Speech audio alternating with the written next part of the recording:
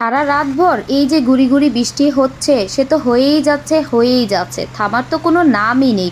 তার উপরে এখন ভোর ৫টা, তাও বৃষ্টি হয়ে যাচ্ছে। আজ হয়তো সারা দিনভর এভাবেই বৃষ্টি হতে থাকবে। হ্যালো এভরিওয়ান, আসসালামু আলাইকুম। বৃষ্টি তো সে হওয়ার হবেই, আমার তো তাতে কিচ্ছু যায় আসবে না। আমার তো আর কাজকর্ম বন্ধ থাকতে পারবে না, বন্ধ রাখতেও পারবো না।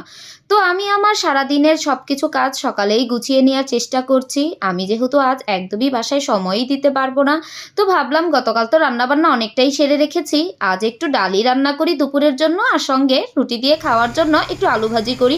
যেহেতু বৃষ্টির দিন, ফুলকো করে রুটি ভাজলে একটু আলু ভাজি দিয়ে, ভাজা ভাজা আলু ভাজি দিয়ে খেতে কিন্তু বেশ ভালো লাগবে। সঙ্গে যদি একটু ডিম ভাজা যায় তো তো বেশ ভালোই হয়। তো আমি একটু রুটি ভেজে নিয়েছি। আমার রুটি জীবনেও ফুলকো হবে না, সেটা আর নতুন কি, এই চ্যাপটা চ্যাপটা করেই যতটুক ভেজেছি আর কি। তারপর একটু ডিম ভেজে নিলাম। এখানে হচ্ছে ৩টা ডিম একসঙ্গেই আমি একটু পেঁয়াজ আর একটু মরিচ দিয়ে ভেজে নিলাম, একটু রুটি দিয়ে খাওয়ার জন্য আর কি। নাস্তাটা রেডি করলাম। এর মধ্যে ছেলে বলছে সে পেঁয়াজ দিয়ে ডিম খাবে না, তার জন্য ডিম পচি করে দিলাম। এরপরে ছেলেকে তো স্কুলে পাঠিয়ে দিচ্ছি, আর আমার এই ঝড় বৃষ্টি উপেক্ষা করেও বাইরে যেতে হবে। তো আমি আমার মতো করে স্কুলে যাওয়ার জন্য রেডি হয়ে নিয়েছি। ভেবেছিলাম মেয়েকে রেখে যাব, পরে দেখলাম ঝিরঝির বৃষ্টি হচ্ছে। পরে বৃষ্টিটা একদমই ছিল না। এই ভেবে মেয়েকে যেই বাসা থেকে নিয়ে বের হয়ে রিক্সায় উঠেছি, অমনিই একদম ঝুম বৃষ্টি নেমেছে। এখন এমন একটা অবস্থায় আছি, মেয়েকে আর ব্যাক করা বাসায় দিয়ে আসাও সম্ভব না। তো যার জন্য স্কুলেই সঙ্গে করে নিয়ে যাচ্ছিলাম, কিন্তু কোনো লাভই হয়নি। এত জোরেই আজকে ঝুম বৃষ্টি হয়েছে, একটা না ২ ঘন্টা, যার জন্য স্কুলে একদম পানি জমে গিয়েছে। এই জন্য আর স্কুলে কোনো ক্লাস হয়নি। এখন মেয়েকে সঙ্গে করে নিয়েই ছেলে মেয়ে দুইজনকেই নিয়ে বাসায় ব্যাক করেছি। একদম ঝুম বৃষ্টি সারাদিন তো এইভাবেই কাটলো।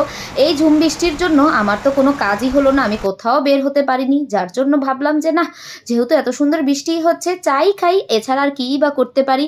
তো ভাত টাত না খেয়ে দুপুরবেলা এক মগ চা বানিয়ে বসলাম একটু বিস্কিট দিয়ে খাওয়ার জন্য। একদম কড়া করে চা বানিয়েছি, খেতে কিন্তু বেশ ভালো হয়েছিল চাটা আজকের।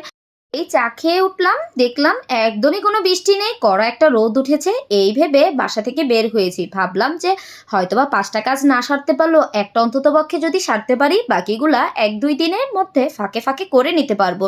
এই ভেবে যেই বের হইলাম, ওইভাবেই দেখছি আবারও মেঘলা মেঘলা করছে। ভাবছিলাম এই বুঝি বৃষ্টি নামবে নামবে, তো আল্লাহরই রহমত আর বৃষ্টি হয়নি। তারপরে কাজটা আমি সেরে এখন আমি বাসায় ফিরেছি। আম্মুর বাসায় আসলাম, আসার পর দেখলাম আম্মু সন্ধ্যায় নাস্তা করেছে। এখানে আলু পরোটা বানিয়েছিল, সঙ্গে এখানে ময়দা দিয়ে কাঁচামরিচ পেঁয়াজ আর ডিম দিয়ে একটা চাপটি বানিয়েছিল। চাপটি তো আমার বেশ পছন্দ। আলু পরোটাটাও বেশ ভালো হয়েছিল, কিন্তু এত বড় বড় করে বানিয়েছিল, আমি সব কিছু একটু একটু করে ছিঁড়ে নিয়েছি।